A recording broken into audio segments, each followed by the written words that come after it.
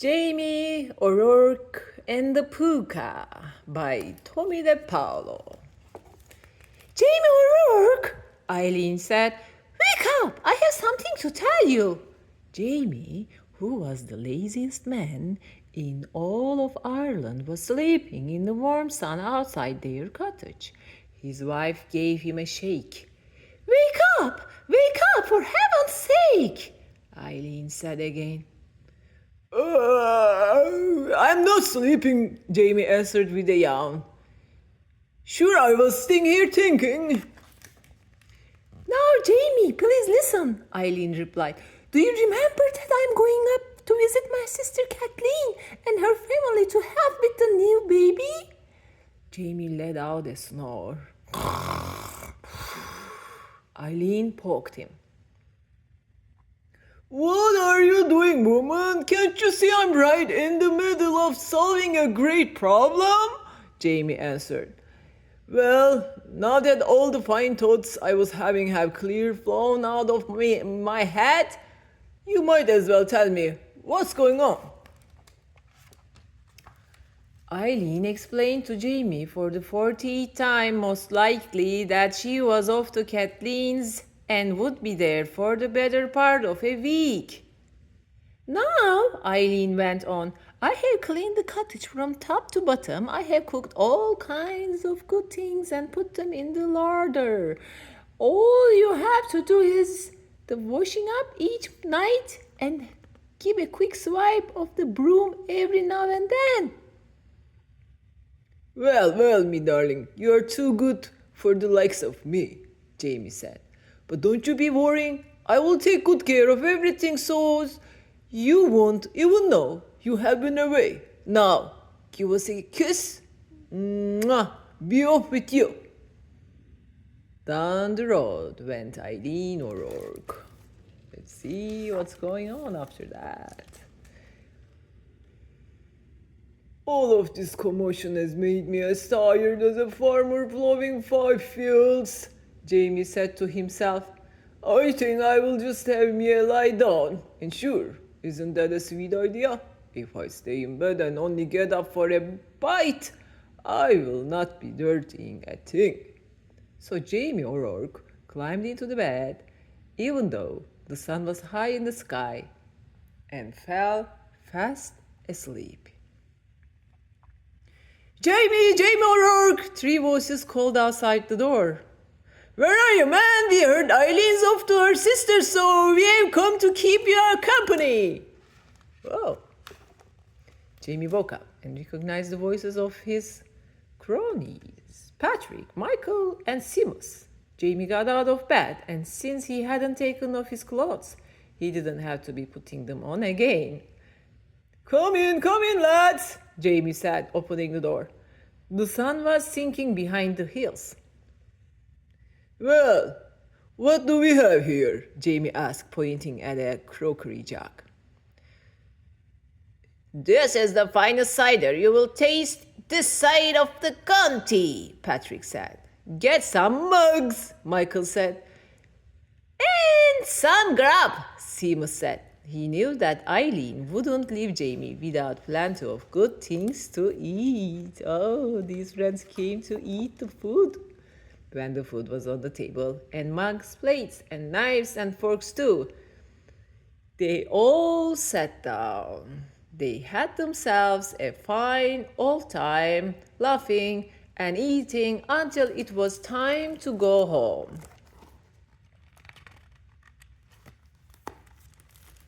Well, the 3 friends told Jamie, we'll be heading down the hill and you'll be wanting to get your rest, Jamie. Tomorrow you'll be having a busy morning cleaning up all this mess. Aye, that's the truth, lads, Jamie said, looking around. But the mere sight of the messy cottage made him the most tired man in all of Ireland, as well as the laziest. So he went to bed. Jamie was fast asleep when a noise woke him. It was the sound of the cottage door and the clatter of hooves on the stone floor. Jamie opened one eye and took a peek. And what a sight he saw! He couldn't tell if it was a man or a donkey standing there. Whatever it was, it had long ears and a tail. Saints preserve us, Jamie whispered.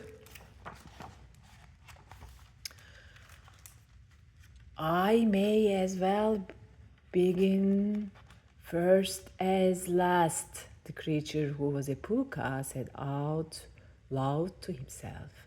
He stirred the fire, poured some water into a big pot, and put it on the fire. As soon as the water was hot, the puka washed the dishes, the mugs, and the cutlery. He put the leftovers in proper dishes and back into the larder. He swept the floor and gave the fire a good raking. Then the puka left the house with such a slam of the door, Jamie nearly fell out of bed. Wow!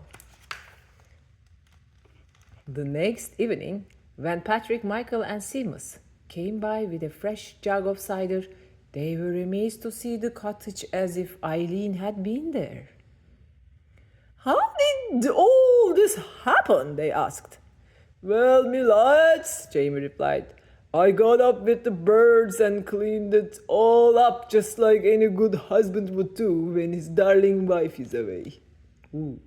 Patrick, Michael, and Seamus looked at each other. They didn't really believe Jamie, but there it was. So the four friends had another grand time, just like the night before.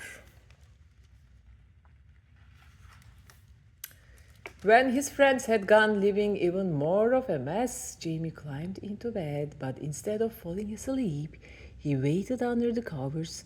Sure enough, the door opened, and the puka was back, cleaning up everything, fast and furiously.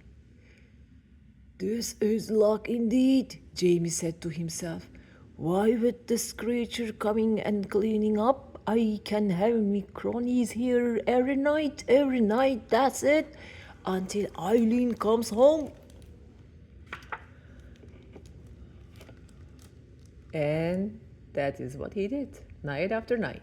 Jamie, Patrick, Michael, and Seamus had a grand old time making a grand old mess. And every night, the puka came in and set things to right.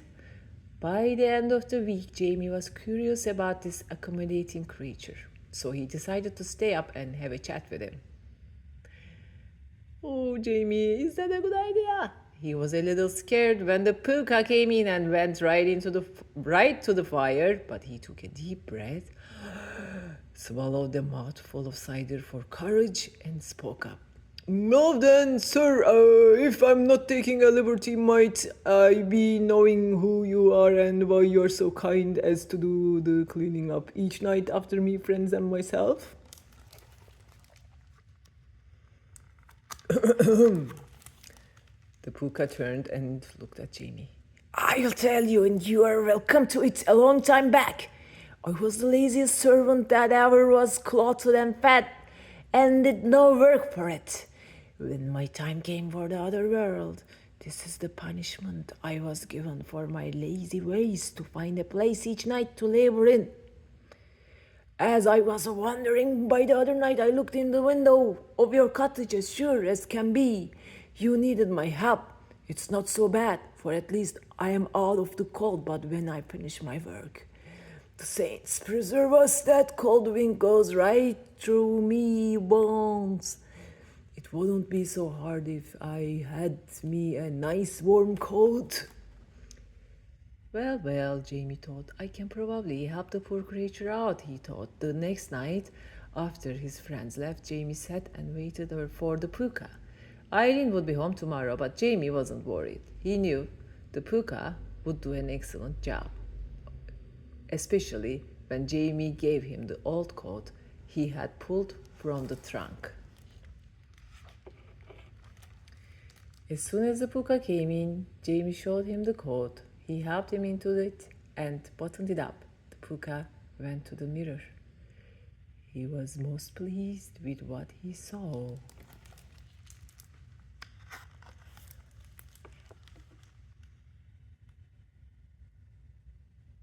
I am much obliged to you, Jamie Ork. You have made me happy at last. Now I will be saying good night to you. The Pooka turned to go. Wait, Jamie cried out. You are leaving too soon. What about the washing up and the sweeping? Ah, the Pooka said. Now it's your turn. My punishment was only to last until some kind creature like yourself liked the way I had done my duty and rewarded me for it.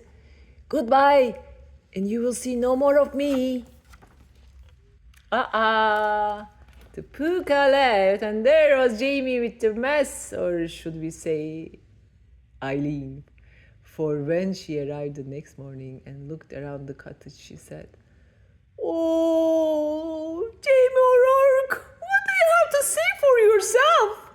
But Jamie said nothing. He was too busy thinking he shouldn't have been in such a hurry to reward that ungrateful Pooka.